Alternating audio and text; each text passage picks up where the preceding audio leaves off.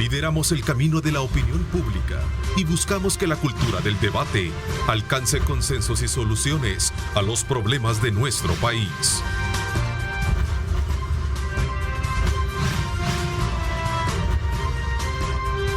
Diálogo con Ernesto López.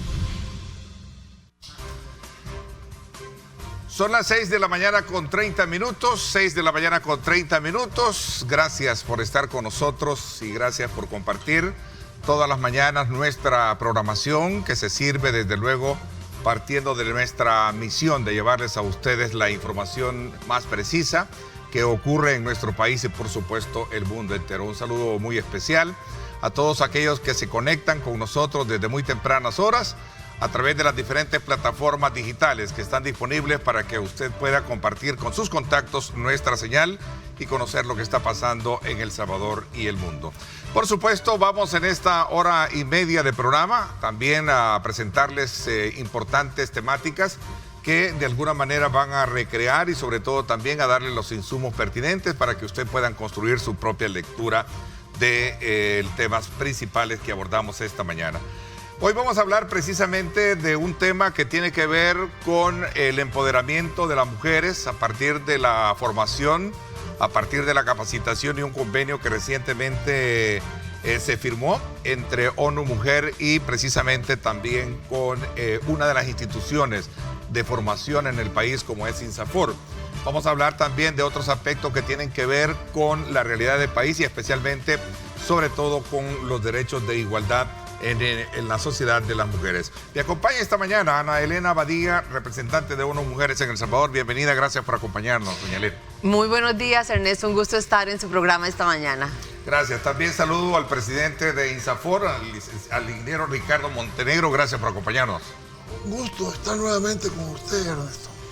Gracias. A ustedes les invito a que participen, @diálogo21, @Neto López Radio. Son las dos cuentas en Twitter disponibles para que desde luego puedan participar y enviarnos sus comentarios o preguntas para nuestros panelistas.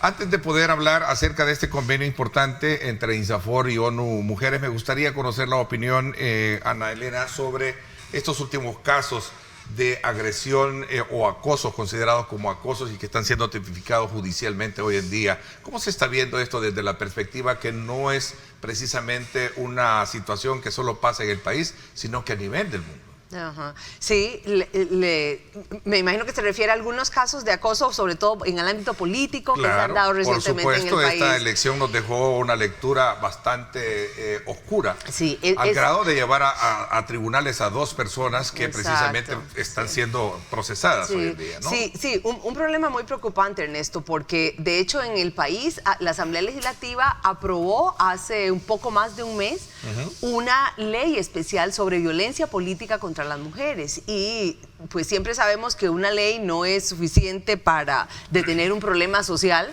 pero que es una herramienta que contribuye, ¿verdad?, a regular y a poner ciertos límites.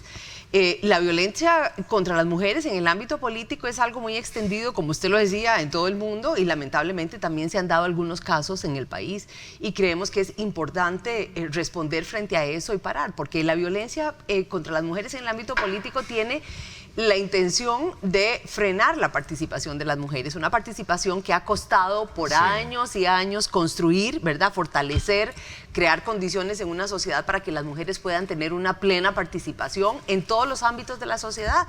Y más en un país como este, donde la mayoría de la población son mujeres. Aquí tenemos el 53% de población femenina y por tanto las mujeres tienen todo el derecho a participar plenamente en la vida política y así lo han venido haciendo cada vez más.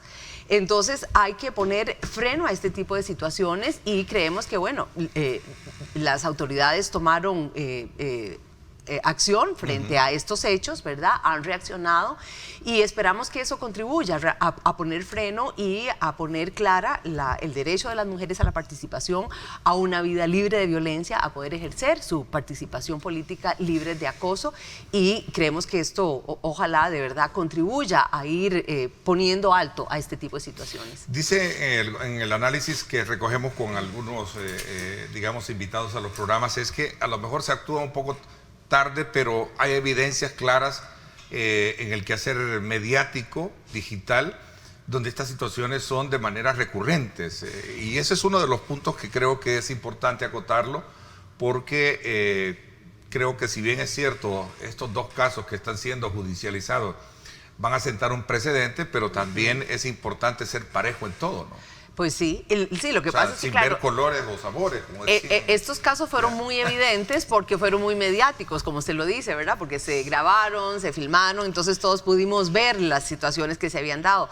Pero eso es como el filo el arma de doble filo que tienen los medios y las redes sociales, ¿verdad? Que por un lado permiten dar a conocer muchas situaciones, lo cual es muy importante, pero también permiten que se den muchas situaciones de este tipo. Porque no hay un control. Y muchas veces... No hay un control, no hay una regulación. No hay suficiente regulación. Y en algunos casos es muy difícil, no hay ¿verdad? suficiente regulación. No hay suficiente regulación. Y sobre todo en redes sociales, donde cualquiera puede, ¿verdad?, decir lo que quiera casi impunemente, ¿verdad? Y es muy difícil demostrar. Entonces, el mayor uso de las redes sociales, sobre todo en el último año en que hemos vivido bajo una situación de pandemia tan preocupante en todo el mundo, esto ha hecho que estemos más tiempo conectadas a las redes sociales, más tiempo usando el internet, y esto a la vez se puede convertir en un riesgo también de mayor incremento de violencia, de acoso a través de las redes de manera también impune, lamentablemente.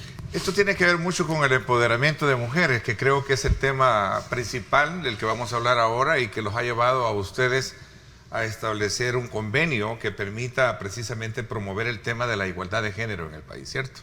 Así es, así es. Cuéntenos un poco, a ver, don Ricardo.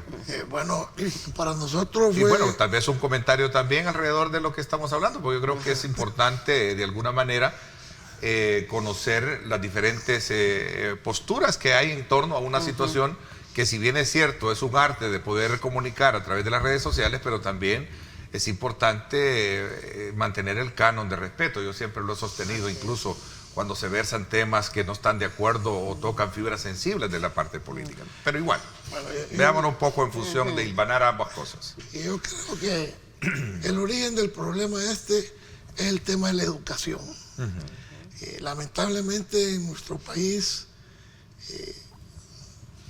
el tema de la educación no se le ha dado por los diferentes gobiernos de turno la importancia que tiene. Entonces acá en las redes sociales cualquiera se considera con el derecho de insultar, de nombrar con todo tipo de adjetivos calificativos a las personas, y como decía Ana Elena, sin ningún reparo. Y como no hay ninguna... Sin ningún control y sin ninguna regulación. Y sin ninguna regulación. Y sin ningún castigo tampoco. Entonces, yo creo que ese es un tema... Bueno, cómo no, está la ley del libre por una violencia... vida libre de violencia. Pero es muy difícil como probar, y son muy pocos los casos que se han llevado a juicio donde alguien ha salido culpable y ha tenido una pena. Entonces, esa es una situación complicada que creo yo que si nosotros educáramos mejor a las personas, esto se evitaría. Y en las redes sociales esto no es solo contra la mujer, aún contra los hombres. Aún los políticos se despedazaron, ¿verdad? Lamentablemente. Entonces, sí creo yo que se deberían de tomar medidas para que respetemos a las otras personas y que podamos discutir y dialogar sin necesidad de insultarnos. Sí, y especialmente cuando se trata de mujeres. Me gustó el término educación. Entonces es un problema de educación. A ver, veamos un poco el convenio. Bueno, para nosotros... Cuéntanos un poco de este convenio. Para nosotros fue un gusto el día 8 de marzo, creo que fue, firmar el convenio WEPS, que es el principio de empoderamiento a las mujeres, WEPS, eso en las siglas en inglés. Esto fue una iniciativa del Comité de Género que tenemos nosotros en INSAFOR.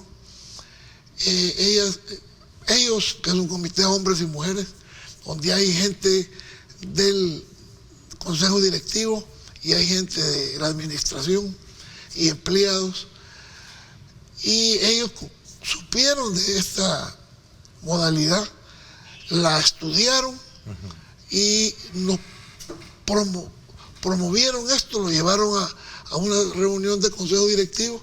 Nosotros invitamos a Ana Elena que llegara, que nos contara un poco más para convencer al consejo directivo, y después de esa reunión lo discutimos en el consejo y vimos que esto tiene los principios que tenemos nosotros en INSAFORP para asegurarnos de que la formación profesional en El Salvador comprende la igualdad de género. No solo en la institución, sino que en todo el sistema de formación profesional. Los principios para el empoderamiento de la mujer son promover la igualdad de género desde la dirección más alta de la institución. Desde el más alto nivel. Desde el más alto nivel. ¿En qué consiste esto? Bueno, ¿Y cómo porque son siete principios. Son 7 principios. Sí. ¿En qué consiste promover la igualdad de género desde la dirección al más alto nivel? Nosotros ya tenemos desde algún tiempo en la institución varias herramientas para asegurarnos de la igualdad de género. Tenemos una política y un plan de igualdad y equidad de género. Tenemos una guía para prevención y erradicación de la discriminación contra la mujer. Entonces, esto nos ha permitido desde hace unos 5 años para atrás empezar a generar programas y acciones dentro de la institución y dentro del sistema de formación profesional para asegurarnos de la igualdad de género. Nosotros decimos, en INSAFORP no hay programas para mujeres ni programas para hombres. Todos los programas que nosotros tenemos de formación son para ambos sexos. Hemos hecho campañas de publicidad y divulgación cabalmente orientados hacia facilitarle a las mujeres la inserción en carreras, entre comillas, no usualmente para mujeres. Que estaban más identificadas para hombres. Por ejemplo, tenemos las carreras de mecánica automotriz, las carreras de mecánico soldador, electricidad, ese tipo de carreras. Dicen, no, que no para mujeres, y ya no hay carreras para mujeres o carreras para hombres. Entonces es formación con equidad de género. Es formación con equidad de género. Ana Elena, un poco, que detengámonos en ese para desarrollar el resto que nos queda, ¿no? Ese primer principio, Ernesto, tiene que ver con el compromiso, como decíamos, al más alto nivel de la institución. Pero quiero devolverme un poquito para contar los antecedentes de esta iniciativa. En el año 2010, las Naciones Unidas firmaron lo que llamamos el Pacto Global con el sector privado, que es una alianza mundial de las Naciones Unidas con el sector privado para impulsar la agenda, en aquel momento la agenda del milenio y ahora la agenda 2030, ¿verdad? Para avanzar hacia el desarrollo sostenible de las sociedades, que creemos que no se puede hacer si no lo trabajamos de la mano con el sector privado y con las instituciones que tienen que ver con la formación profesional. Ahorita vamos a ver. Entonces, en todo el mundo en este momento hay más de 4.500 empresas en todo el mundo que han suscrito estos principios. Acá en El Salvador empezamos a promover la iniciativa el año pasado, tenemos 11 empresas que han firmado, pero lo más importante y que hoy me encantaría que quede es el aporte tan valioso que estamos haciendo al firmar con el INSAFORP, al sumarse el INSAFORP, que es la principal institución o la institución central de formación profesional en este país. Está marcando una pauta muy importante porque es la primera institución de esta naturaleza que se suma a los principios del empoderamiento. ¿Por qué? Porque, como decíamos, el INSAFORP juega un rol fundamental en la formación profesional. Y a la vez, el INSAFORP suscribe una serie de contratos con otras empresas que son las proveedoras de la capacitación profesional que se da en el país. Entonces queremos llegar a todas estas otras empresas que son proveedoras de servicios para INSAFORP, y a la vez queremos, por otro lado, que el INSAFORP juegue un efecto también de atraer el interés de otras instituciones de formación profesional en la región. Entonces se está cumpliendo con una doble función. Y este primer principio de liderazgo, lo que queremos es que sea un compromiso que parte desde el gerente general o la gerente general de la empresa al más alto nivel. Por eso decimos que sea el gerente el que va a promover que realmente la empresa adopte medidas que van en la línea de lo que nos dice don Ricardo, ¿verdad? De abrir espacios para la formación y para la participación económica de las mujeres sin limitaciones, ¿verdad? Ya no limitar a las mujeres a las carreras tradicionales, a las profesiones tradicionales, sino que cada vez se involucren más en todo el quehacer dentro de las empresas. Don Ricardo, el segundo punto que trata este acuerdo, en principio, tratar a todos los hombres y mujeres de forma equitativa en el trabajo, respetar y defender los derechos humanos y la no discriminación como tal. Es otro elemento importante. Incluso tengo acá una cita de datos que me gustaría, señor productor, que me la ponga. 5 de cada 10 mujeres no participan en el mercado laboral, mientras que para los hombres el número se reduce a 2 de cada 10. Para nosotros es sumamente importante darnos cuenta de la capacidad que tienen las mujeres en El Salvador. Como bien decía Ana Elena, el 53% de nuestra población son mujeres. Entonces nosotros, si queremos desarrollar el país, tenemos que tomar en cuenta a ese sector mayoritario de la población. Y tenemos que darle las oportunidades que se puedan formar y que se puedan desarrollar y que puedan, con su trabajo y su liderazgo y su esfuerzo, compartir en el desarrollo del país. Eso es clave. Entonces, por eso es que nosotros creemos en la institución en que tenemos que tratarlos a todos igual. Y como decía Ana Elena, nosotros tenemos el mecanismo que utilizamos a terceros para dar la formación. Entonces a nosotros nos permite impregnar estos principios en estas empresas que son las que dan la formación, o personas que son los que dan la formación, y también desarrollar estos principios en las empresas o los empleados de las empresas que reciben la formación. O sea que es una doble oportunidad de poder fomentar esta política tan importante que debe ser la igualdad y la equidad de género. ¿La formación va a ser siempre, va a continuar en línea o va ya con la licencia que las autoridades dieron de poderlas hacer semipresenciales, don Ricardo? Nosotros el año pasado, igual que todo el mundo, tuvimos un cisma, ¿sí? Porque nos paralizaron. Claro. Entonces eso nos obligó a aumentar considerablemente nuestra formación en línea. Pero tenemos programas que están hechos para la formación presencial. Entonces, a partir de finales de octubre del año pasado, Ernesto, nosotros empezamos con la formación presencial, sobre todo en los programas de Empresa Centro, donde los jóvenes van unos días a un centro de formación a recibir la teoría y van a una empresa a recibir la práctica.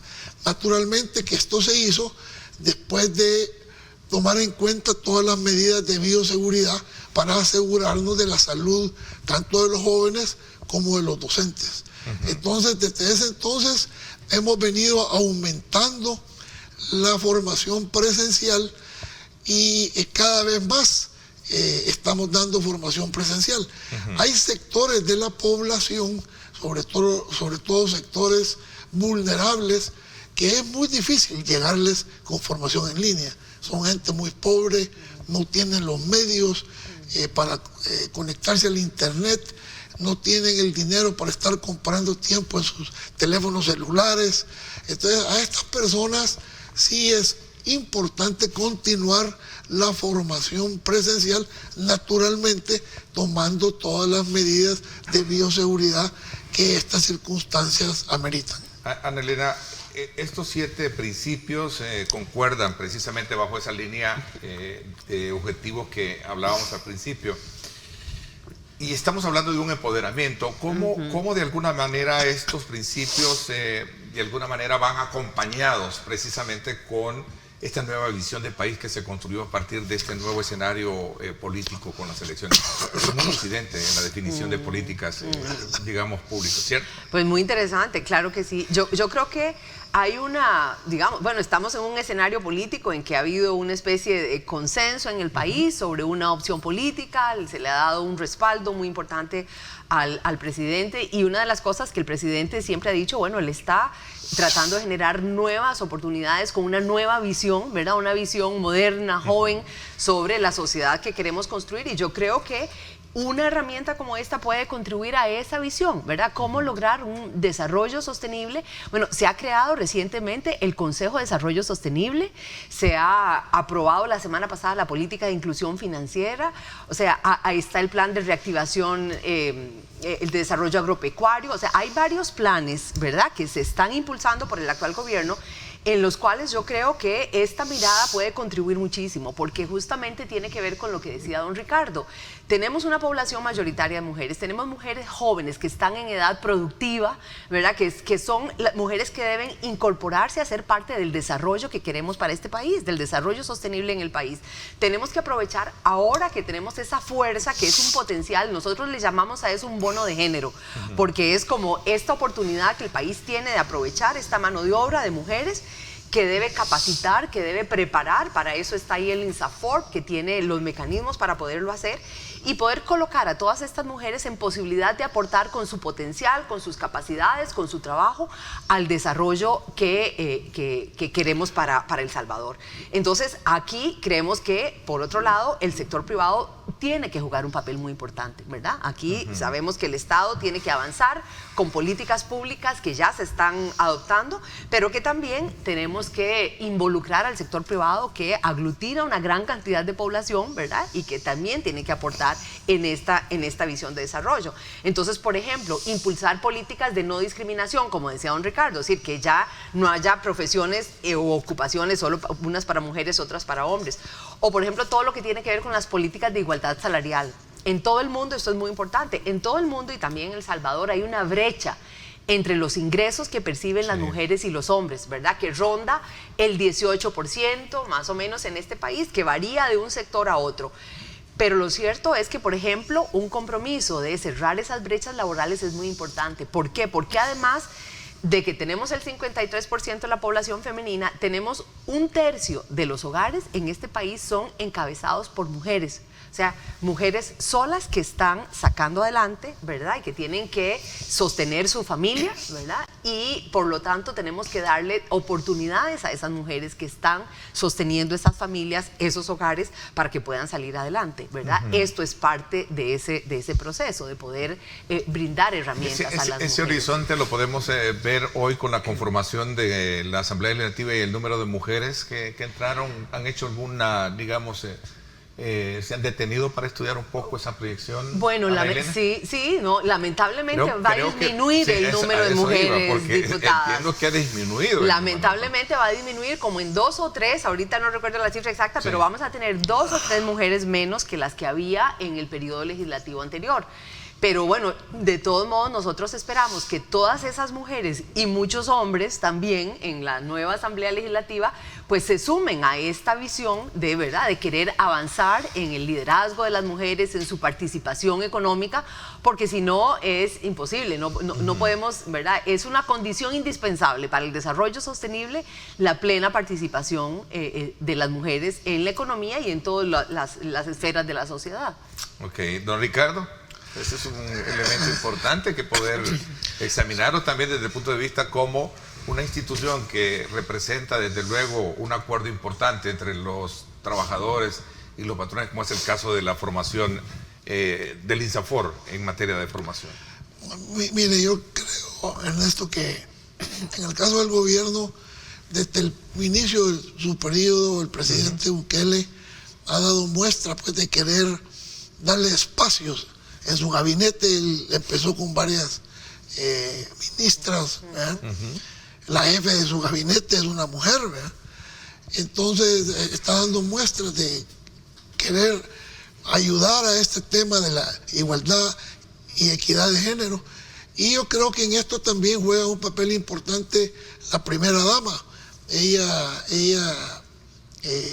está muy cerca del señor presidente y influye en que se dé y se lleven a cabo estas políticas.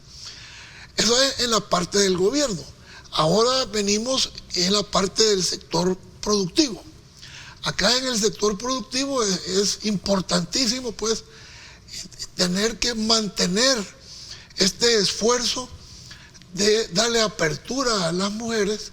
Nosotros lo hemos logrado ya en varias industrias, por ejemplo, en la industria del sector plástico, ahí con esfuerzos que iniciamos con los empresarios del sector plástico, hemos logrado que mujeres estén ya como en la planta,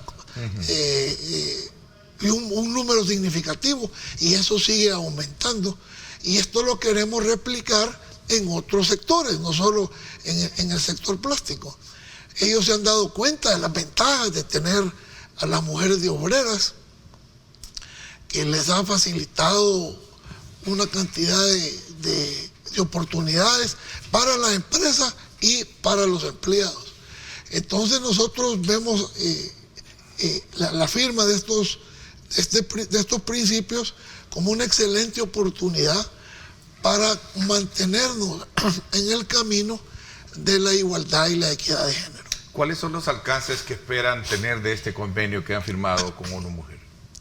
Bueno, cuando firmamos el convenio, cabalmente esa pregunta le hicieron a Ana Elena en la conferencia de prensa que dimos, y ella nos decía, bueno, INSAFORP ya cuenta con ciertos mecanismos, pero nosotros vamos a venir a enriquecer y a fortalecer cabalmente los mecanismos que nosotros tenemos. Nos va a servir también esto de referencia. Ellos tienen mucha experiencia con otros países, otras instituciones, así que nos va a servir esto también de referencia. Y como ella mencionaba, ya existen un número de empresas internacional y localmente que se han adherido a estos principios, y eso también nos sirve para, con estas empresas, continuar trabajando para fortalecer los principios que nos aseguren esa equidad e igualdad de género en los centros de trabajo.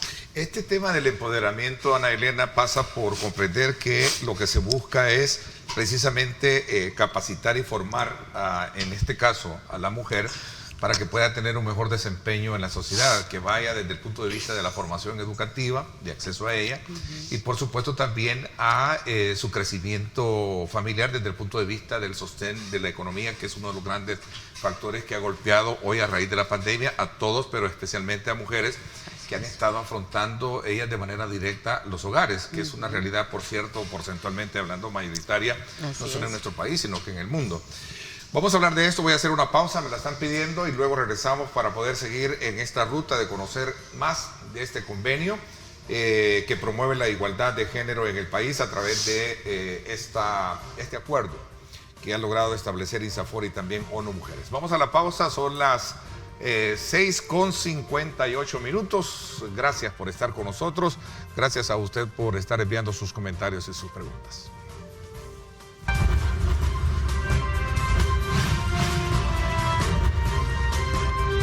Diálogo con Ernesto López. Estás viendo Diálogo con Ernesto López.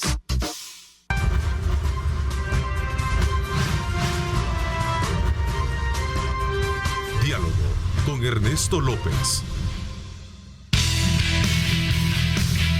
Valvoline, el aceite original, presenta el programa de Diálogo con Ernesto López.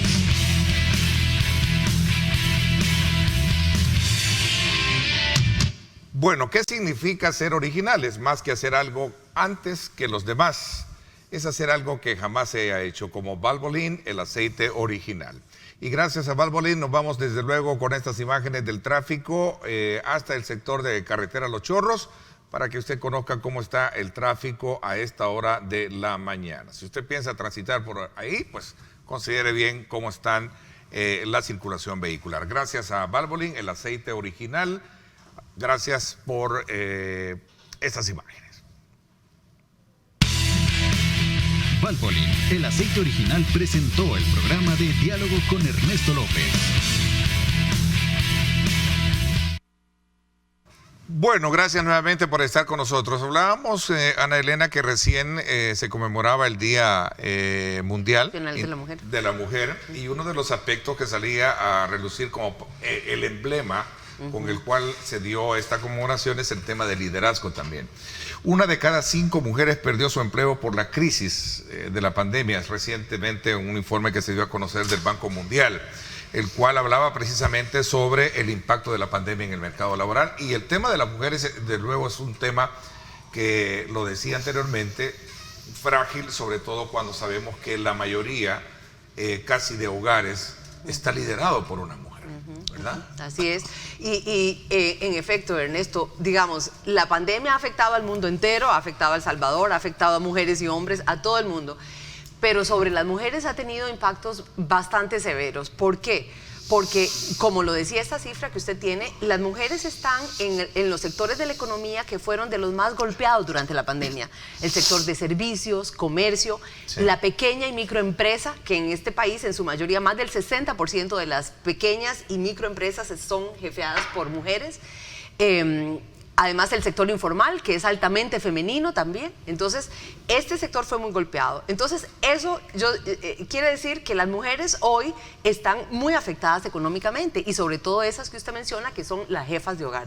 Pero además, las mujeres también se vieron más expuestas a la violencia, lamentablemente, por las condiciones que generó el confinamiento, sobre todo en los periodos más críticos de la pandemia, ¿verdad?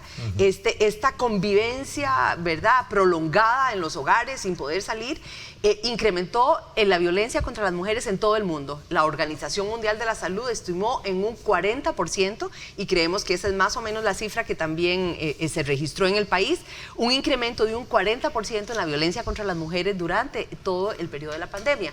Y por otro lado, el trabajo de cuidados de las niñas, los niños, las personas enfermas, mayores o con discapacidad, se recargó aún más sobre la carga de las mujeres. Entonces, nosotras decimos que lamentablemente hoy en todo el mundo y también en El Salvador, las mujeres son más pobres, tienen más trabajo y están más expuestas a la violencia. Entonces, en este contexto que planteamos, pues sí, las mujeres han sido muy afectadas, y tenemos que encontrar opciones para que la recuperación económica y social del país a raíz de la pandemia incorpore plenamente a las mujeres, ¿verdad? Y además les dé ese rol de liderazgo. Como usted lo decía, este año, el 8 de marzo, Día Internacional de la Mujer, se ha dedicado justamente a analizar el rol del liderazgo que las mujeres tienen en la sociedad, y sobre todo el liderazgo que han jugado en el contexto de la pandemia. Más del 70% de la población que trabaja en el sector salud en todo el mundo son mujeres. O sea, las mujeres son, no solo las atienden pacientes, enfermeras, asistentes de pacientes, médicas, biólogas, químicas, o sea, todas las profesiones de la salud, ¿verdad? El sector salud en general es también un sector muy feminizado. Como les decía, más del 70% del personal de salud son mujeres. Así que también ellas han trabajado fuertemente en salir adelante en todas las sociedades frente a la pandemia, pero también ellas mismas se han visto más expuestas a el riesgo de la infección por el COVID-19, ¿verdad? Porque están trabajando en el sector salud. Entonces, es importante reconocer esto y, por tanto, también contribuir a que las mujeres puedan tener una mejor participación en la economía y en la recuperación del país. ¿Cómo se van a ir midiendo estos 7 principios a lo largo de ese trabajo de acuerdo que han tenido? Nosotros tenemos una comisión de género en INSAFOR, y ellos son los encargados de ir midiendo la implementación cabalmente, no solo de los principios, sino que el resto de programas que cuyo tenemos. enfoque es precisamente estos elementos de los cuales estamos hablando: empoderamiento, formación, capacitación, liderazgo. Una de las maneras de medir esto, Ernesto, es ver el número de mujeres que formamos. Entre más mujeres formamos, pues más colaboramos a la equidad de género. Nosotros, por ejemplo, el año pasado, que hablábamos al principio del tema de formación en línea, El año pasado nosotros en línea formamos a 38.313 mujeres, solo el año pasado. ¿Vea? Con una inversión de un poquito más de $1 millón.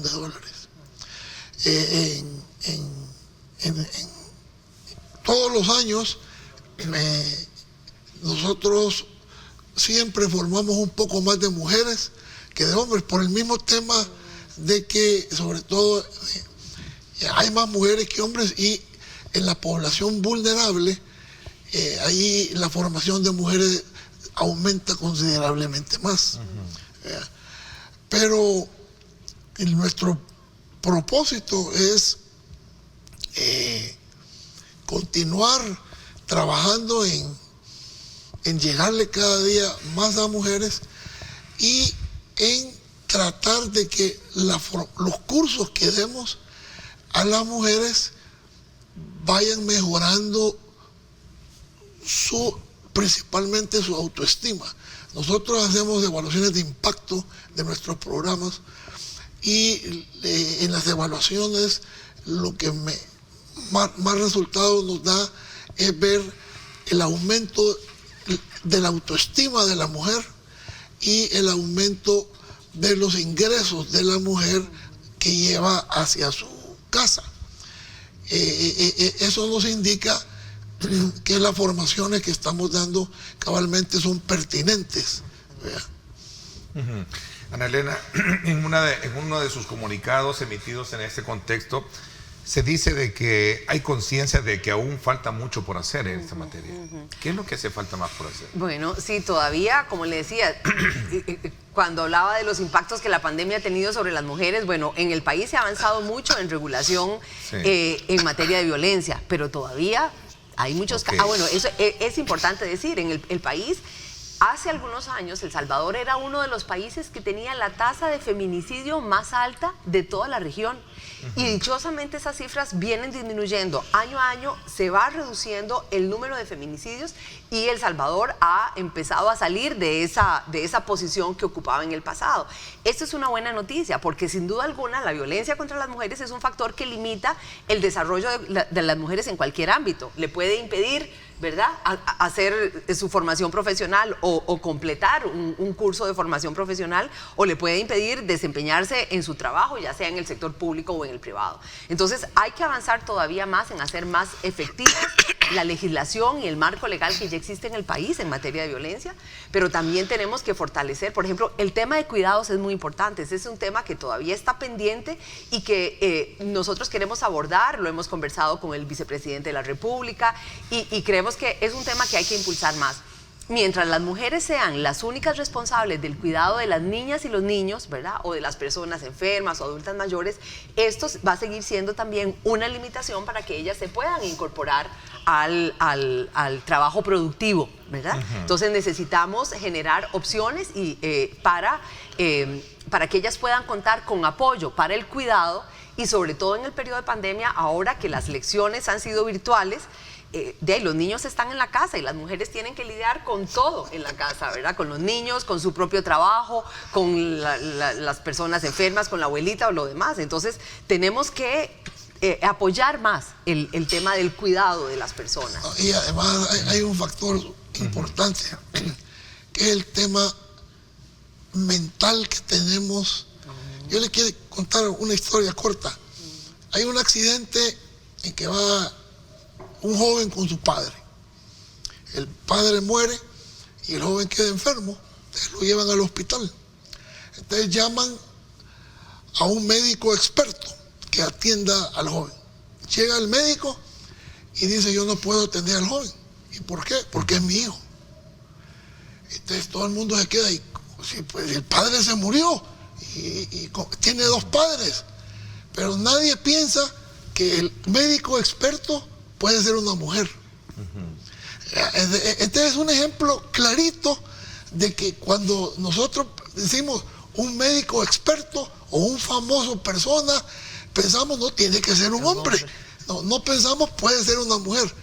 Ese tipo de pensamiento es el que tenemos que ir cambiando todos, ¿verdad? Jóvenes, no tan jóvenes, para darle las mismas oportunidades a las mujeres todo el tiempo. Así es. Y yo quisiera agregar a lo que dice, porque usted antes preguntaba, Ernesto, también cómo vamos a medir el avance en este convenio que hemos firmado con INSAFORP. Ya don Ricardo decía algunos, por ejemplo, que haya un mayor número de mujeres que reciben formación profesional, pero también queremos medir el número de mujeres que reciben formación profesional en áreas no tradicionales, ¿verdad? Que haya cada vez más mujeres que se están incorporando ya no a actividades o áreas de la formación profesional que antes se consideraban muy femeninas, ¿verdad? Y que ellas vayan incursionando en nuevas áreas que les permitan colocarse mejor en el mercado de trabajo en el país, ¿verdad? Y poder aportar más con su potencial, como, ¿verdad? Eso que decíamos, áreas mecánica, ¿verdad? ¿Por qué no? Todo el área de las tecnologías de información, ¿verdad? Y otros ámbitos que hasta ahora han sido muy masculinos, pues necesitamos que cada vez más mujeres incursionen en estas nuevas áreas de formación profesional. Bueno, voy a hacer una pausa. Cuando regresemos vamos a continuar, porque hay otros aspectos elementales. Por ejemplo, si bien es cierto, hablando de la pandemia, ¿cuánto esto puede impactar dentro de la estructura de apoyo a una institución como el caso de INSAFORP, el tema de los recursos? Sabemos que obviamente INSAFORP se nutre de un presupuesto que surge de una aportación directamente de empresas, y por supuesto también creo que una parte la da el Estado, ¿no? O esta es aparte. No, el Estado no da nada. No da nada. Solo el empleador aporta. El empleador aporta. Y ese es el elemento que me gustaría de alguna manera eliminar, entre otros aspectos importantes, todavía que estamos hablando de esta política y este plan de igualdad y equidad de género. ¿Cómo de alguna manera poder creer que en este nuevo escenario de lo que viene tras esta conformación de la Asamblea Legislativa, y lo comentábamos anteriormente, pueden ser fortalecidas a partir de ciertas leyes que permitan lograr ese objetivo como tal? Voy a hacer la pausa. Cuando regresemos, volvemos.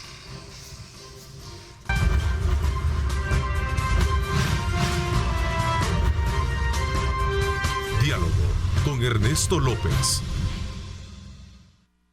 Estás viendo Diálogo con Ernesto López.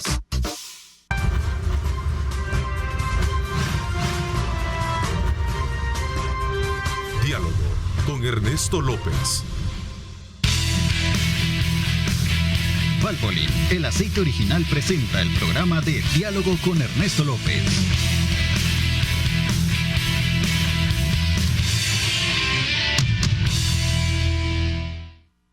Bueno, gracias nuevamente por estar con nosotros. Vamos a aprovechar estos minutos antes de concluir.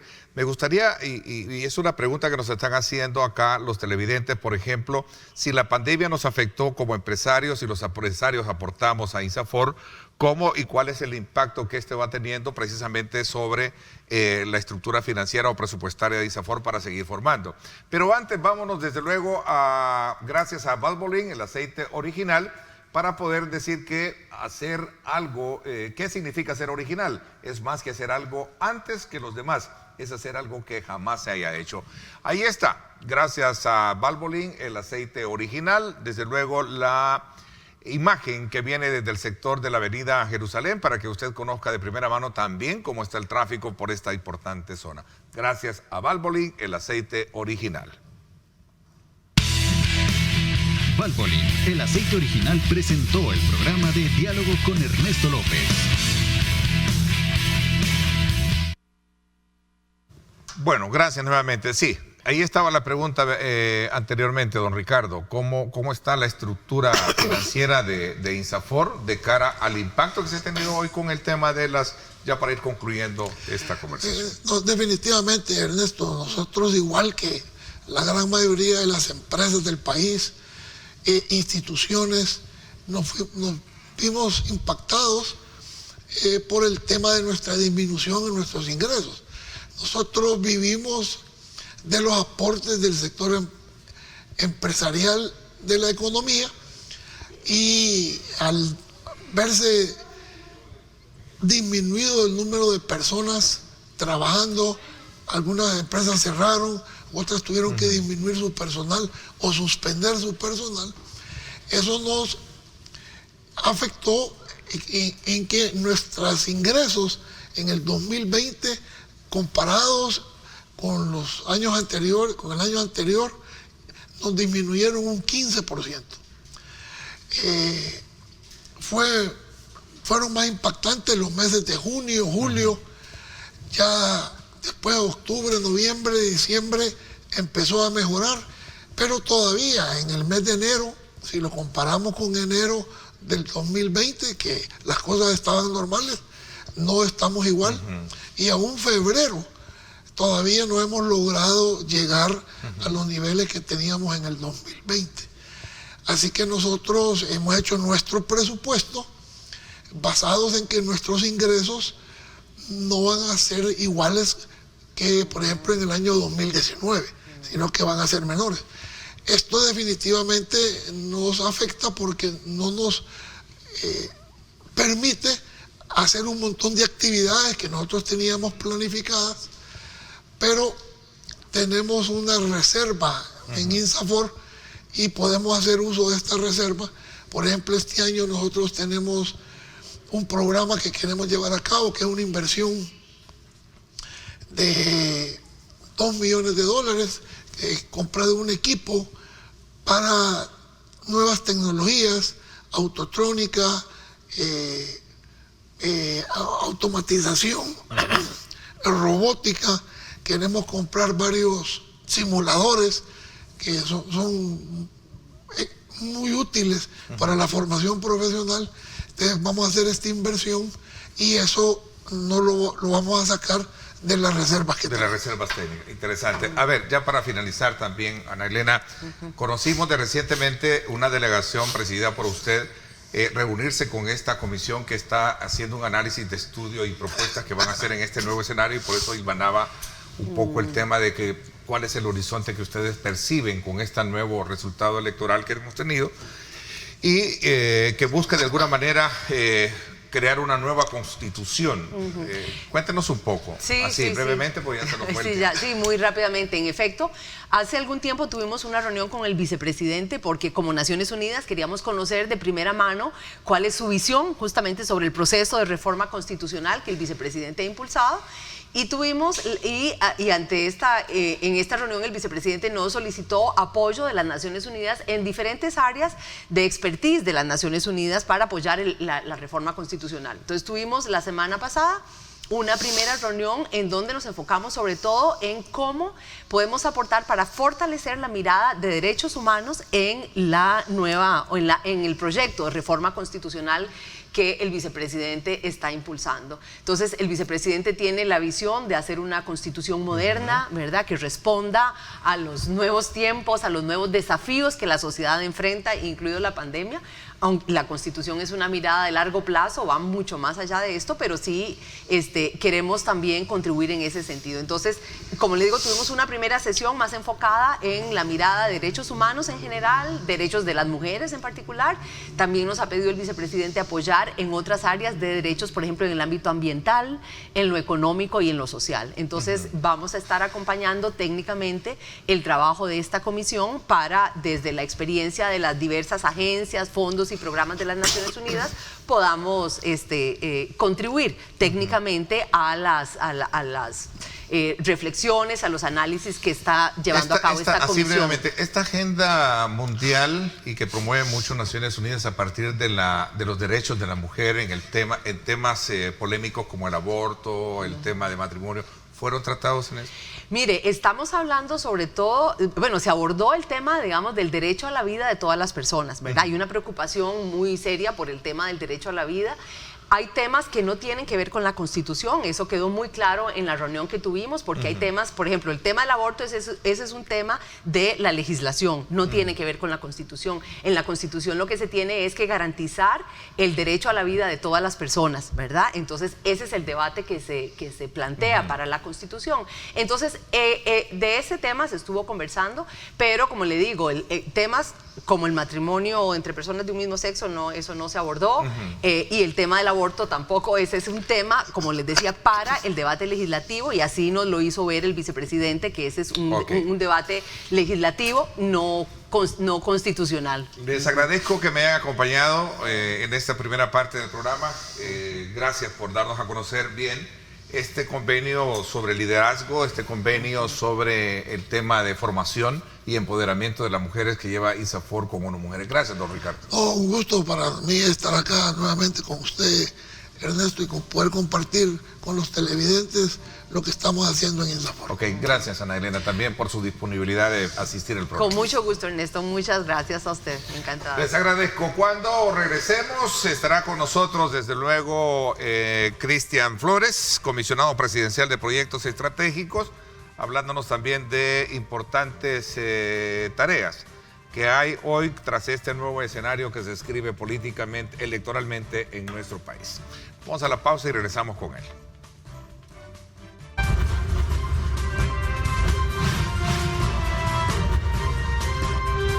Diálogo con Ernesto López. Estás viendo Diálogo con Ernesto López.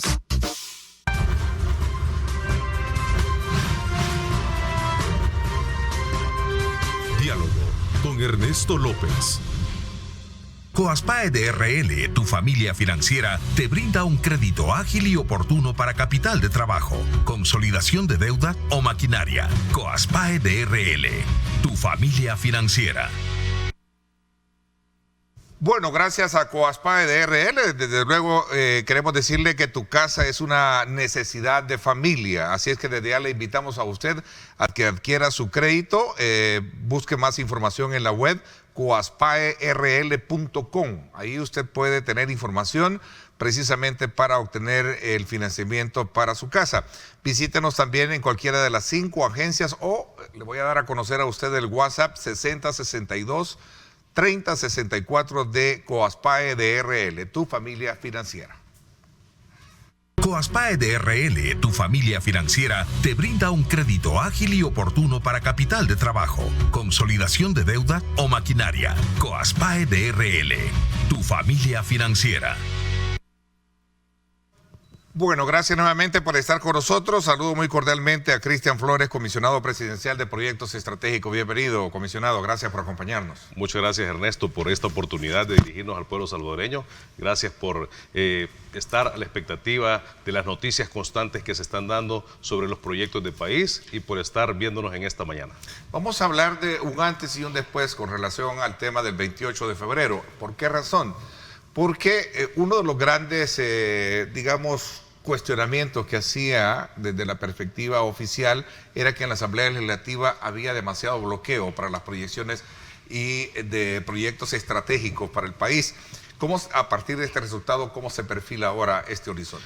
Bueno, considero que esta es una oportunidad histórica que tiene la sociedad salvadoreña y por supuesto la oportunidad que ha recibido el presidente de la República junto a todo su gabinete de gobierno para poder seguir trabajando de la mano de la ciudadanía y trabajando incansablemente por el pueblo salvadoreño.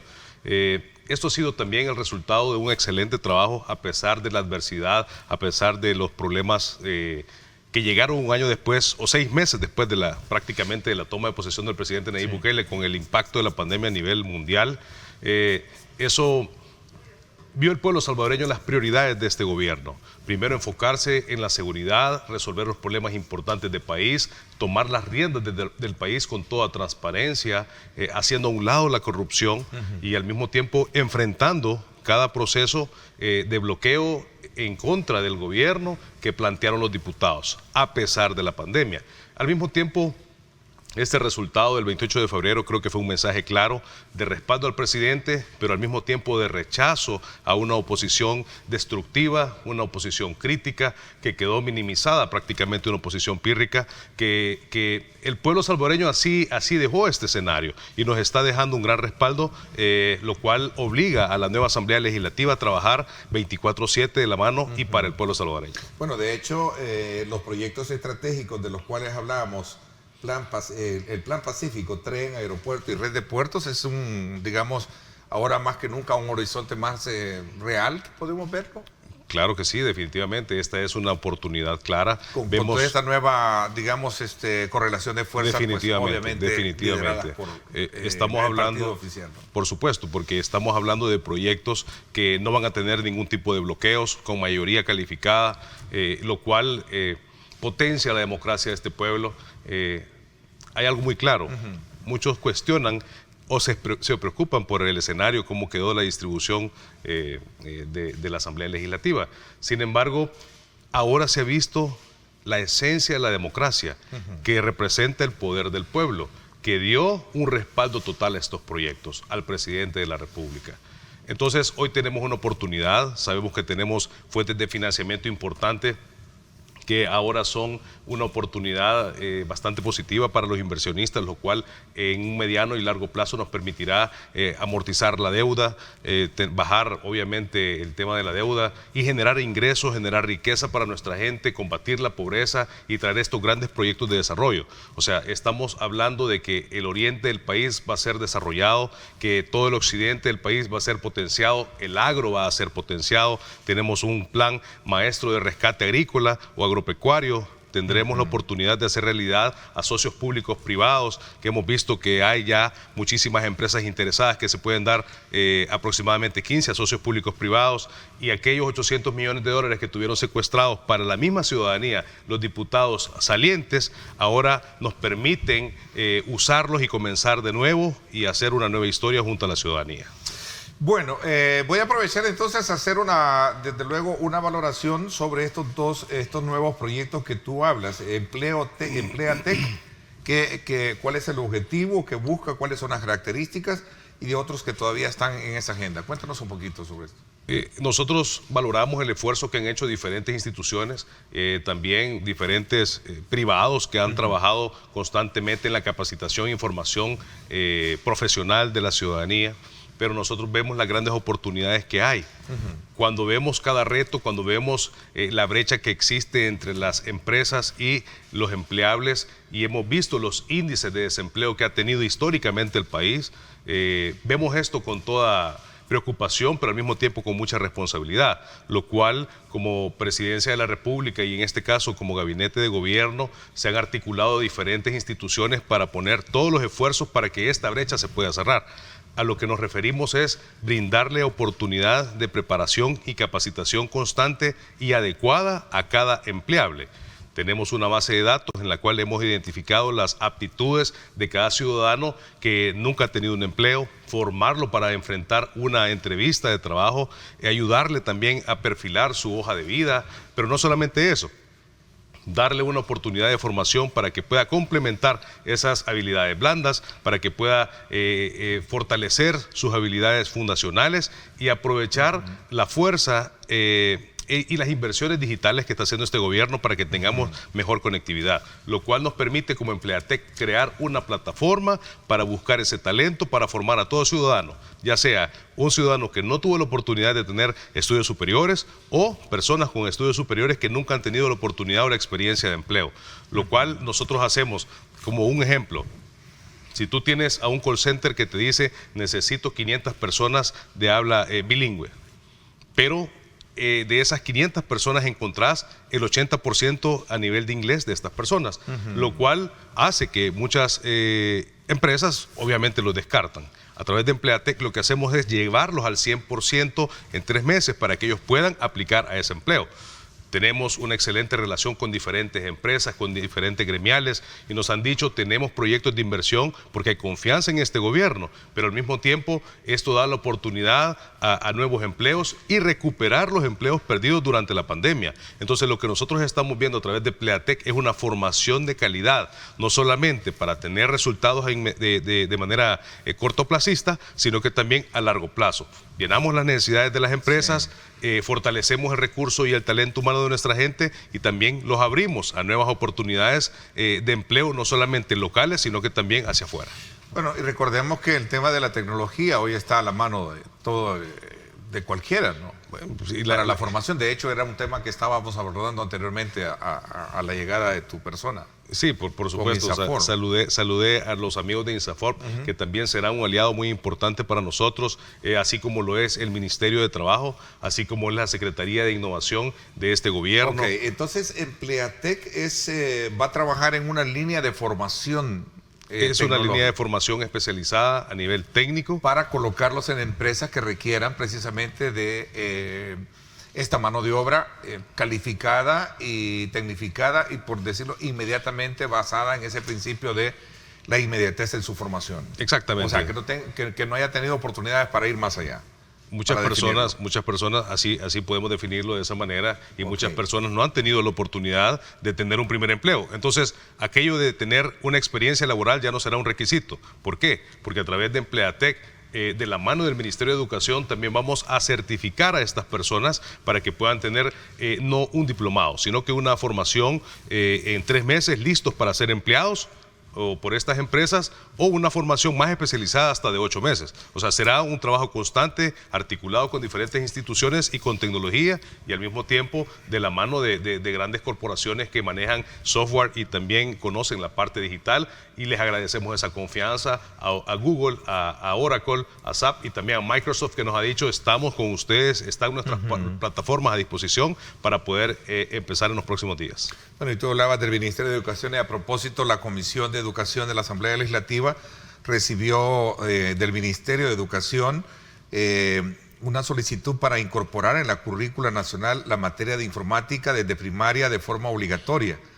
Es interesante, ¿no? Eso es muy positivo, porque estamos hablando no solamente de formar a las personas que ya están en un área de bachillerato o área básica, sino que es parte de la formación del niño.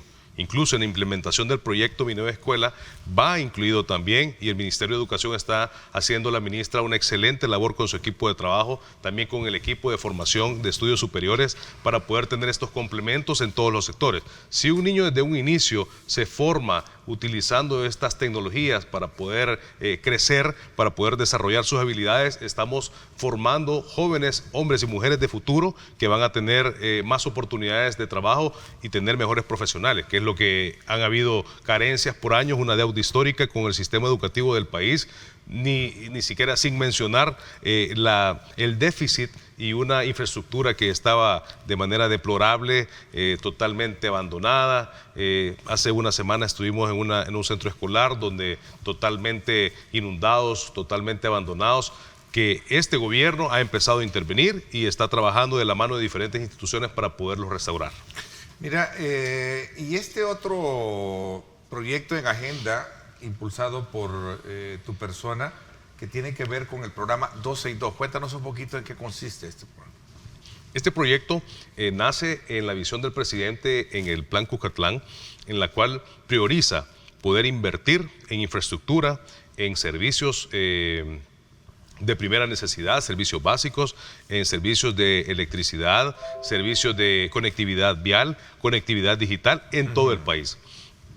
El presidente gobierna para todo el país, independientemente cuáles sean los alcaldes. Ahora tenemos una proporción de alcaldes que van a trabajar de la mano de este gobierno a lo largo y ancho del territorio nacional, lo cual brinda más oportunidades para que se enfoquen y se prioricen estos proyectos para el desarrollo de estas comunidades. Estamos hablando de casi 190 millones de dólares que van a ser destinados para esto. Un poco más de 190 millones de dólares financiados por el Banco Mundial. ¿Cómo va a ser canalizado esto? Cuéntanos un poquito, porque es interesante este tema, ¿no? Esto se está, bueno, primero que nada, nace este proyecto del Plan Cucatlán del presidente.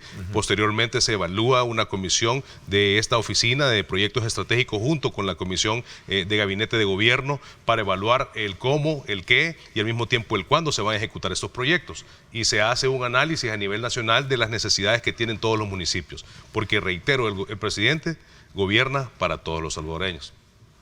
Después de eso se analiza con la ministra de Desarrollo Local, que es la María Chichilco, como nosotros le llamamos con mucho cariño, que hemos empezado a evaluar todos esos detalles, y al mismo tiempo se evalúa y se trabaja con los alcaldes y con los diputados la aprobación de este proyecto y de este presupuesto, de todas más de 490 carpetas técnicas ya elaboradas para poderse ejecutar de inmediato y ser aprobados estos fondos por la Asamblea Legislativa a partir del 1 de mayo con el apoyo del Banco Mundial, lo cual permitirá tener proyectos de desarrollo, proyectos de conectividad, carreteras, clínicas, proyectos de electricidad, agua potable, lo cual serían grandes oportunidades para formar todos los municipios. Entonces, lo cual hemos delimitado las mancomunidades donde se impactan con proyectos no solamente en un municipio, sino que ese beneficio gira para 4 o 5 municipios. Y eso en todo el país es el primer paquete del presidente de la República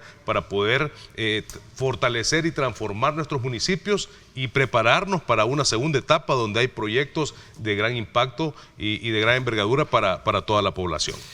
Bueno, conocíamos recientemente de una carpeta de inversiones que tiene identificada Proesa, en la cual se habla, y creo que tú lo mencionaste al principio, de 16 asocios públicos privados que estarían vigentes para este año, ¿no? Pues estamos hablando de una inversión muy importante. Estamos hablando ¿Esto de dos va dentro cosas. de este mismo proyecto? Esto no va en este proyecto, esto es un proyecto aparte que representa dos cosas. Uno, confianza de parte de diferentes empresas e inversionistas en nuestro país, y al mismo tiempo representa la oportunidad que tenemos con la nueva Asamblea Legislativa de hacer realidad estos proyectos a través de Proesa, que se convierte en una autopista de aterrizaje para que se puedan efectuar estos proyectos que por años no hemos visto ningún asocio público-privado. El único que se ha logrado ha sido la ampliación de la terminal de carga del aeropuerto Óscar Arnulfo Romero, y pues ahora tendremos proyectos de inversión que van a beneficiar no solamente a estas comunidades donde se ejecuten, sino que también la economía de miles de salvadoreños. Ahora, todo esto del cual tú me estás hablando, ¿se requiere de reformas en leyes o ajustes en leyes? Se requiere, primero que nada, de voluntad política. De acuerdo. Que no ha existido en el pasado. También se necesita de una asamblea que sea diligente y que empecemos a sacar todos estos proyectos que de verdad traen beneficios a la ciudadanía. Muchos han visto el asocio público-privado ideologizadamente en el pasado, no quisieron que estos proyectos avanzaran. Yo considero que es importante que el gobierno se convierta en un facilitador para la inversión y además poderse conectar con la empresa privada, poder ser vigilante, garantizante, o mejor dicho, garante de que se ejecuten estos proyectos. ¿Por qué no aprovechar estas oportunidades que se presentan? En el pasado nunca se hizo porque no había esta voluntad y porque todo se politizaba, porque veían a la empresa privada como un enemigo. En este momento nosotros vemos la empresa privada y vemos a estos inversionistas como aliados estratégicos que al mismo tiempo están diciendo confían en el presidente de la República. La diáspora, por ejemplo, está desde hace años levantando la mano diciendo yo quiero participar ahí, ¿no? Yo quiero estar en mi país, yo quiero hacer inversiones en el país. Y tienen derecho. Claro. Tienen derecho, y hemos visto cómo los diputados salientes nunca quisieron ni siquiera permitir de que la diáspora ejerciera su derecho de sufragio, que ahora lo van a poder hacer en las próximas elecciones, pero también tienen la oportunidad de volver al país. Con esto, a nivel de ley, podríamos transformar con nuevas iniciativas que dijeran que reestructuraran de alguna manera los capitales o los montos para hacer un asocio público-privado, porque creo que también es una oportunidad de hacer micro APP, lo cual permite que nuestros hermanos de la diáspora puedan invertir. Hay miles de personas en el extranjero que tienen la oportunidad de invertir en sus comunidades, en nuestro país, pueden volver o retornar un capital, no necesariamente volver para quedarse al 100%, porque quizá ya tienen una familia, tienen una empresa y tienen un estilo de vida, pero pueden hacer uso de su capital. Al mismo tiempo, creo que es el momento para que la Asamblea Legislativa brinde oportunidades financieras para nuestros hermanos en el exterior, que tienen poder adquisitivo, que tienen capacidad de endeudamiento, pero la que Asamblea nunca puede generar las condiciones de leyes para poder fomentar eso. De hecho, tengo acá, y concatenando un poco el tema del cual estamos hablando, de las 12 reformas que, de acuerdo a las proyecciones de algunos analistas, serían las prioritarias para el nuevo ejercicio legislativo que viene. Entre ellos estamos hablando del fomento al turismo e incentivos a empresas. Estamos hablando de las zonas económicas especiales, donde se generan ciertas excepciones y motivaciones para el desarrollo y la inversión. Estamos hablando, por ejemplo, esta ley de repatriación de capitales evadidos, que creo que es un punto neurálgico hoy en día. Entre otros aspectos interesantes que obviamente tienen que ver con la necesidad de poder equilibrar y mejorar la economía en el país. Bueno, por cierto, ahí está ese ítem perspectivas de reformas o trabajo que debe de hacer la próxima Asamblea Legislativa. Voy a hacer una pausa comercial, hablamos un poquito de esto y también, cuéntame, bajo esa mirada también, el tren del Pacífico es mucho más real que antes, hoy con este nuevo escenario. 100%. El caso de también el aeropuerto en el oriente del país. Correcto. También. Vamos a hablar de eso cuando regresemos. Gracias a usted por estar con nosotros y estar enviándonos sus comentarios, sus preguntas también. Vamos a la pausa.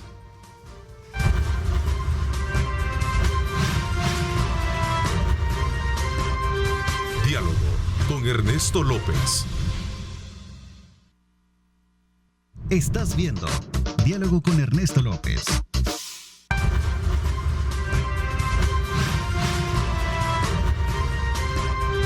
Diálogo con Ernesto López. Bueno, gracias nuevamente por estar con nosotros. Cristian Flores, comisionado presidencial de Proyectos Estratégicos del gobierno, nos acompaña esta mañana y hablamos precisamente sobre esta nueva configuración de fuerzas políticas en la Asamblea Legislativa que perfilan precisamente un nuevo escenario de entendimiento y correlación para la unificación de proyectos que el gobierno ha planteado. Son proyectos estratégicos de los cuales hemos estado hablando. Empleatec, el programa 262, que me parece que es un tema, es una proyección de apertura y de incentivo a proyectos importantes a nivel nacional, como me lo decías. Tanta la colocación de inversión millonaria para San Salvador como para aquellos departamentos que han estado deprimidos económicamente hablando. Y me venía a hacer un ejemplo, Chalatenango, por ejemplo, Morazán. Es correcto, han estado abandonados por años y creo que es importante partir de un contexto, un antecedente, que es lo que la Asamblea Legislativa hizo en el pasado. Nunca se proyectó ni se priorizó el desarrollo del pueblo salvadoreño. Todo se quiso politizar para tener o utilizarse como una arma en contra del presidente. Tal es el caso de que este financiamiento ya se había negociado con el Banco Mundial, ya se habían trabajado estos 262 municipios y diferentes proyectos, más de 400 proyectos, como decía, en todo el país, pero los diputados decidieron no aprobarlos, lo cual el presidente, pasado este momento electoral, me dice, vamos a reactivar estos proyectos, vamos a trabajar con todos los alcaldes, vamos a trabajar en todos los municipios, lo cual tiene proyectos de inversión para cultura, iluminación, de prevención de la violencia, de carreteras, de caminos vecinales, proyectos de aguas negras, agua potable, proyectos de energía eléctrica. Estamos hablando que son cosas que se necesitan para dinamizar la economía, pero primero que nada para dignificar a la ciudadanía. Pero nosotros vimos a los diputados de la Asamblea Legislativa que estaban enfocados en otras cosas, en enriquecerse, en poder darle una mejor condición de vida o una vida elitista a sus asesores y a todo su equipo. Vemos el caso de las plazas fantasmas, que no lo podemos obviar. Es evidente que la Fiscalía ha hecho una intervención para investigar y hacemos un llamado para que se haga el uso de la ley, para que se haga justicia y que paguen los responsables, sea del partido que sea.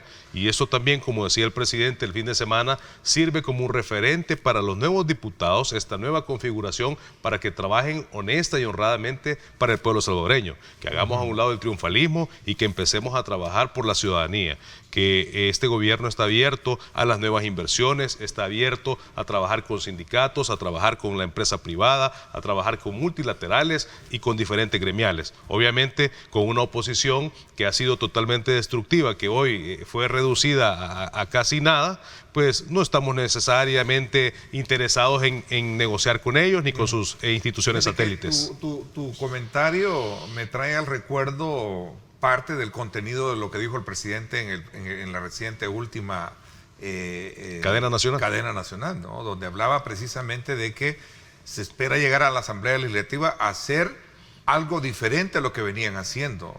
Estamos obligados y es la visión del presidente y también es la visión. Y hablaba precisamente que los diputados de Nuevas Ideas no iban a andar bajo esa línea de tener las mismas, digamos, situaciones de provecho en la Asamblea Legislativa. Y vimos el respaldo que tuvo el partido que apoya al presidente. Está, dice, los nuevos diputados, ¿verdad?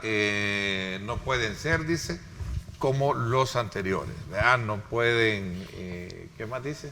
A ver, tú tienes mejor. Ahí no pueden cobrar bonos o hacer viajes de placer tú con recursos del Estado. Que yo, Cristian. Pues fíjate que eso yo veo un mensaje muy claro del presidente de la República. Primero es un llamado a la mesura, un llamado a volverse a quien te apoyó y creyó en ti, y al mismo tiempo un mensaje de humildad y de responsabilidad. Quiso decir que la gente espera algo diferente a lo que se está haciendo. La gente espera si no, van a caer en lo una mismo, asamblea ¿no? legislativa tenaz, diligente, que haga el trabajo que no se hizo durante los últimos 30 años y lo que tanto se criticó, que nosotros veamos eso como un espejo, para que no se hagan las mismas cosas. Diputados que cambien el curul y aquellas oficinas de todas las comisiones en curules que estén en el territorio definitivamente, o sea, que sea genuino, que trabajen por la ciudadanía 24/7, que se olviden de sus bonos, que se olviden de sus beneficios, porque si no, ¿cómo vamos a sacar adelante el país? O sea, aquí tenemos que ser responsables políticamente, todos los que somos funcionarios, todos los que formamos parte de este gobierno y todas las instituciones, que todas las instituciones hemos visto cómo han estado plagadas de corrupción, y tenemos que dejar un antecedente, que tiene que existir un antes y un después, esta nueva historia que el pueblo necesita y que estamos agradecidos por esa confianza, y como decía el presidente, estamos comprometidos a trabajar por ustedes 24/7. Y hago este llamado a todos los diputados electos de todos los partidos políticos: aprendamos de esta historia, y este es el momento de trabajar por el pueblo salvadoreño sin ver intereses personales, sin estar pensando en intereses familiares o de los amigos, del compadre y de la comadre, sino que empecemos a trabajar por el bien del país. A ver, concatenando esta mirada que le damos a la nueva configuración de fuerza política en la Asamblea Legislativa, decía anteriormente, antes de irnos al corte, que es una realidad más aún hoy el tema del tren del Pacífico como el aeropuerto para el oriente del país. Esa es una oportunidad, como decía al principio, es una oportunidad histórica que tenemos para ejecutar estos proyectos. El Tren del Pacífico, sabemos que en los próximos días vamos a tener los resultados de sus estudios. Hay excelentes noticias, hemos tenido avances ya del estudio de factibilidad del aeropuerto del Pacífico, en el que se ven todas las bondades de la zona oriental del país y el potencial que el presidente vio que estaba en lo correcto para que se ejecute un proyecto aeroportuario en el departamento de la Unión, lo cual dinamizaría la economía no solamente del departamento de la Unión, sino que de todo el oriente del país, y también interconecta todo el desarrollo que hay en la zona central, en la zona occidental, con el oriente del país, que se manejó siempre por separado. Esto da grandes oportunidades, también abre la posibilidad a que se den más proyectos, a que se modernicen las aduanas y las fronteras, que nosotros tengamos nuevas formas más eficientes, que tengamos aduanas más efectivas, que las importaciones y exportaciones sean totalmente más prácticas. Y esto el presidente lo está pensando para que tengamos oportunidades para aquel sector informal, que tenga oportunidades a través de estos proyectos, también de formalizarse, de ser bancarizados, de tener oportunidades de crédito, que puedan subsistir y sacar adelante a sus familias, para el emprendedor que pueda aprovechar de toda esta infraestructura que se va a construir para que pueda sacar adelante sus emprendimientos, del empresario, del comerciante que está peleando todo el tiempo contra las pandillas, las extorsiones. Esto permite de que se invierta más en seguridad, que el programa del Plan Control Territorial ahora sea financiado, y que estos proyectos sean bajo un estándar de seguridad que venza la extorsión, que venza todo este tipo de delincuencia, y por qué no decirlo, al gran empresario, al gran contribuyente, para que pueda tener también inversiones más eficientes. Y en el caso muy específico bueno, veamos el tema del aeropuerto y el tren, que son dos proyectos grandes, ¿no? Son dos proyectos grandes que cambiarán la vida de todos los salvadoreños.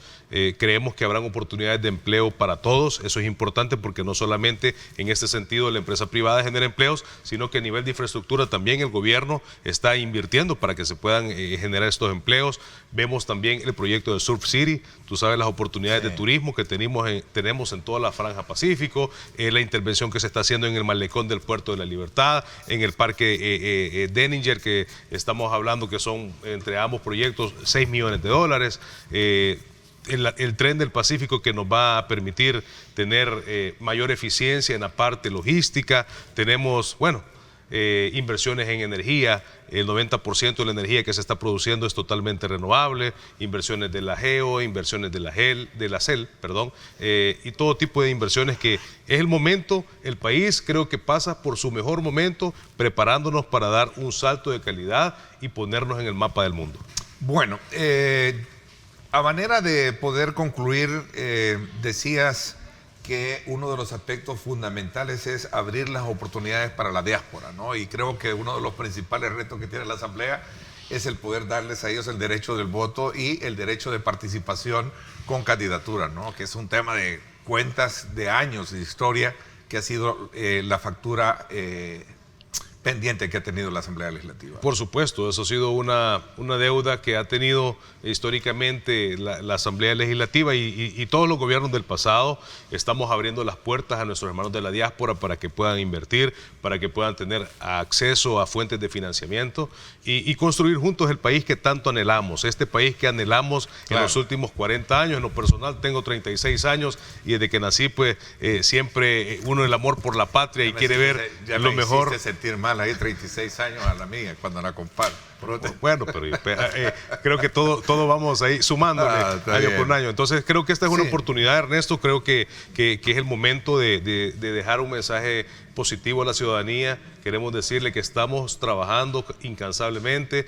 Ya se recuperaron el 80% de los empleos perdidos por la pandemia. Estamos hablando de que entre enero y febrero las exportaciones pasaron los $1.000 millones. Son mensajes positivos, que el país se está recuperando. Ayer se recibió el siguiente avión con vacunas, más de 50.000 vacunas, para que toda la ciudadanía va a ser vacunada. Y como dijo el presidente, él va a ser el último en vacunarse.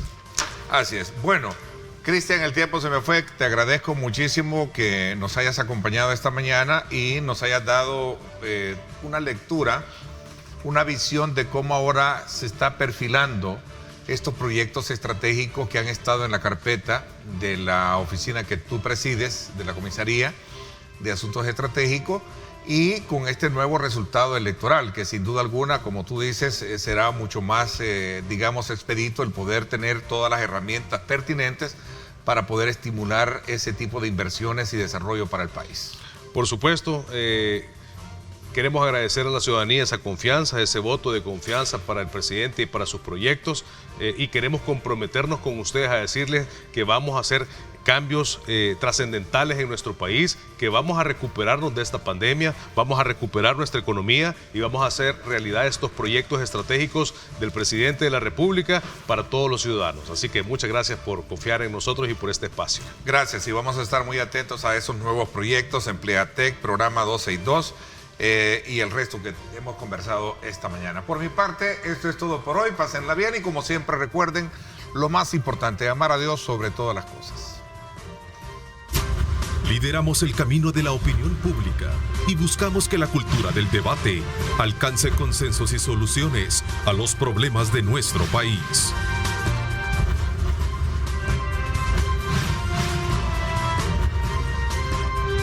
Diálogo con Ernesto López.